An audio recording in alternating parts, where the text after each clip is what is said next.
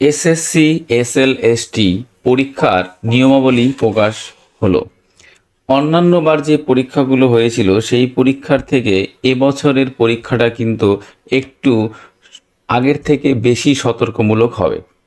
তাই একটা আর্টিকেল দেখলাম, যে আর্টিকেলে লেখা আছে যে পরীক্ষা নিয়মাবলীগুলো কি। তো সেই আর্টিকেলটা আজকে আমি ডিসকাশন করব। দেখো, এসএসসি পরীক্ষা নিয়মাবলী প্রকাশ কি বলছে। স্কুল সার্ভিস কমিশনের নবম, দশম ও একাদশ দ্বাদশের শিক্ষক নিয়োগের পরীক্ষায় প্রতিটি কেন্দ্রে সিসি ক্যামেরা থাকা বাধ্যতামূলক। তবে এই একটা অপশন দেখো, সিসি ক্যামেরা থাকা বাধ্যতামূলক, এইটা একটা অপশন, 1 নম্বর পয়েন্ট। ঠিক আছে, প্রতিটি কেন্দ্রে কিন্তু সিসিটিভি ক্যামেরা থাকবে। বেশ, পরীক্ষার্থীদের দেহ তল্লাশির মাধ্যমে পরীক্ষা কেন্দ্রে ঢুকতে হবে। অতএব সবাইকে কিন্তু দেহ তল্লাশিটা কিন্তু করবে। ঠিক আছে, দেখবে বিভিন্ন পরীক্ষা যারা দিয়েছো দেখবে সবাইকে বডি চেক আপ করে দেয়, মানে কিছু পকেট কোনো কিছু আছে কিনা। তো এইটা থাকবে। সম্প্রতি শিক্ষা দপ্তর এসএসসি পরীক্ষা সংক্রান্ত একটি নির্দেশিকা জারি করে, সেখানে নিয়মাবলীর উল্লেখ রয়েছে। 7ই সেপ্টেম্বর হবে নবম থেকে দশমের শিক্ষক নিয়োগের পরীক্ষা। অর্থাৎ 9, 10 কিন্তু তোমার 7 তারিখে হবে। আগেও আমি একটা ভিডিওতে বলে দিয়েছি, 9, 10 কিন্তু 7ই সেপ্টেম্বর হবে নবম দশমের পরীক্ষা। ঠিক আছে, 14ই সেপ্টেম্বর হবে একাদশ ও দ্বাদশের। অর্থাৎ 11 এবং 12 পরীক্ষা হবে কোন তারিখে, তোমার হচ্ছে 14ই সেপ্টেম্বর। এটা কিন্তু ধার্য হয়ে গেছে। রাজ্য জুড়ে পরীক্ষা দেবে 5,80,000-এর মতো পরীক্ষার্থী। তো পরীক্ষার্থী কিন্তু এবার 5,80,000-এর আশেপাশে পরীক্ষার্থী। ঠিক আছে, দুটি পরীক্ষাই শুরু হবে বেলা 12টা থেকে, দুপুর 12টা থেকে কিন্তু পরীক্ষা হবে। তোমরা কিন্তু যথাসময়ে বা একটু আগে কিন্তু পরীক্ষা সেন্টারে কিন্তু সবাই চলে যাবে। শেষ হবে 1:30টার সময়, তার মানে পরীক্ষা হবে তোমার 1.5 ঘন্টা। ঠিক আছে, টাইমটা কিন্তু তোমার 1.5 ঘন্টা টাইম। দৃষ্টিহীন পরীক্ষার্থীদের জন্য পরীক্ষার সময় 1:50 পর্যন্ত, মানে যাদের অন্ধ তাদের জন্য কিন্তু 20 মিনিট এক্সট্রা দিয়েছে। 1:30 আর এটা 1:50, 1:30 আর 1:50। ঠিক আছে, 20 মিনিট কিন্তু এটা এক্সট্রা দিয়েছে। বেশ, ওই নিয়মাবলীতে বলা হয়েছে পরীক্ষার্থীরা তাদের উত্তরপত্র অর্থাৎ OMR শিটে শুধুমাত্র কালো বা নীল বল পেনই ব্যবহার করতে পারবেন। ঠিক আছে, OMR শিটে কিন্তু তোমাদের পরীক্ষা হবে MCQ। ঠিক আছে, তো সেটা কিন্তু তোমাকে কি করতে হবে, এইটা কিন্তু খুব ইম্পর্টেন্ট।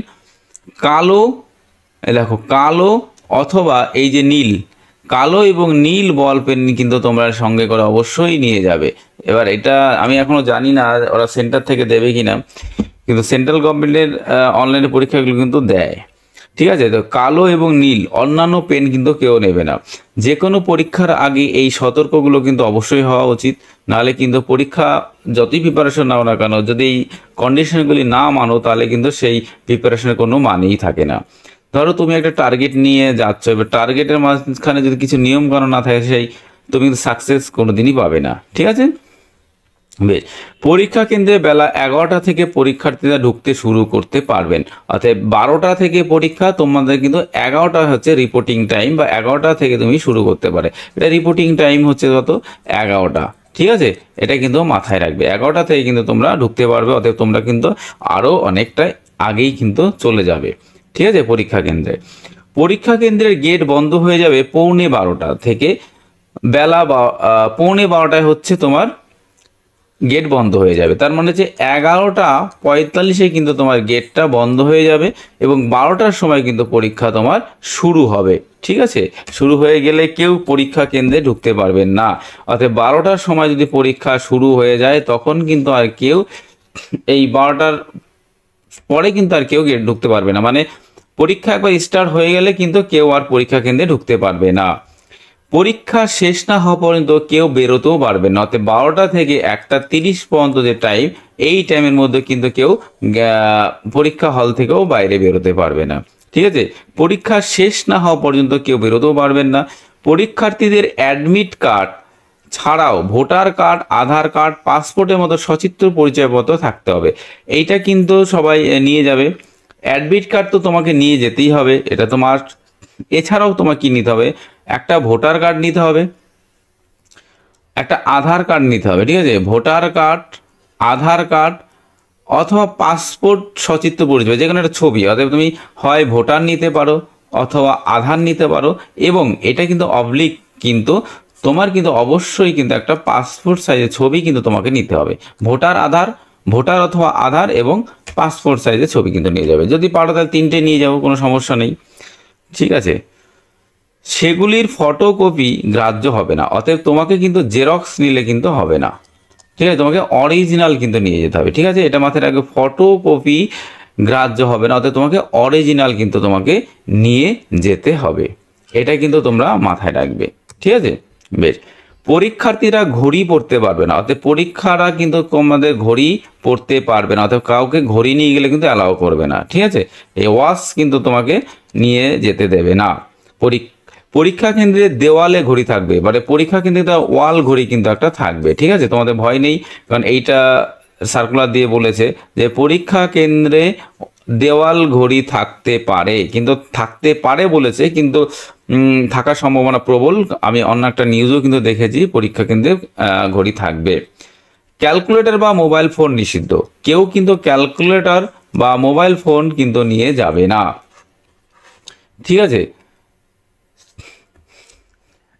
যদি কেউ ধরা পড়ো ক্যালকুলেটর বা ফোন নিয়ে, তাহলে কিন্তু তোমার খাতা কিন্তু ক্যান্সেল করে দেবে, এটা কিন্তু আমি সূত্রমাফক শুনতে পেয়েছি বা জেনেছি। কিন্তু কেউ যদি নিয়ম না মানে তাহলে কিন্তু তার ক্যান্সেল হয়ে যাবে। বুঝতেই পারছো যে যাদের খুব ভালো প্রিপারেশন, একবার যদি ক্যান্সেল হয়ে যায় তাহলে আবার কবে পরীক্ষা হবে না তুমি জানো, না আমি জানি, অনেকেই জানে না, ঠিক আছে। তো এই কন্ডিশনগুলো তো অবশ্যই কিন্তু মানবে। তারপরে কি বলছে দেখো, জেলা প্রশাসনকে বলা হয়েছে প্রশ্নপত্র যেন পুলিশি নিরাপত্তার সঙ্গে আনা হয়। প্রশ্নপত্র কিন্তু পুলিশ নিরাপত্তার সাথে আনবে, সেই ব্যবস্থা কিন্তু করতে হবে, এটা প্রশাসনকে কিন্তু বলে দেওয়া হয়েছে। পরীক্ষা কেন্দ্রে 100 মিটারের মধ্যে কোনো ফটোকপির দোকান খোলা রাখা যাবে না, অতএব তোমরা কিন্তু ফটোকপি বা জেরক্সের দোকান কিন্তু কোথাও পাবে না। তোমাদের যে সমস্ত ডকুমেন্টস লাগে তোমরা কিন্তু আগে থেকে নিয়ে যাবে, ঠিক আছে। অতএব আমার যেটা যুক্তি, যেদিন পরীক্ষা তার কয়েকদিন আগে থেকে গুছিয়ে রাখো, অথবা সে পরীক্ষার আগের দিন তোমরা কিন্তু এগুলো গুছিয়ে রাখো, ঠিক আছে, সবচেয়ে বেস্ট হবে। রিস্ক নেওয়ার কোনো দরকার নেই। পরীক্ষা কেন্দ্রের কাছে লাউড স্পিকার ব্যবহার করা যাবে না। পরীক্ষা কেন্দ্রে যেখানে নিরবিচ্ছিন্ন বিদ্যুৎ সংযোগ থাকতে পারে, ঠিক আছে। তো পরীক্ষা কেন্দ্রের কাছে কিন্তু কোনো লাউড স্পিকারও থাকবে না। তো এই যে কন্ডিশনগুলো, এই কন্ডিশনগুলো কিন্তু তোমরা এবার কিন্তু আগেই বললাম যে আগের থেকে অনেকটা সতর্কমূলকভাবে পরীক্ষা হবে।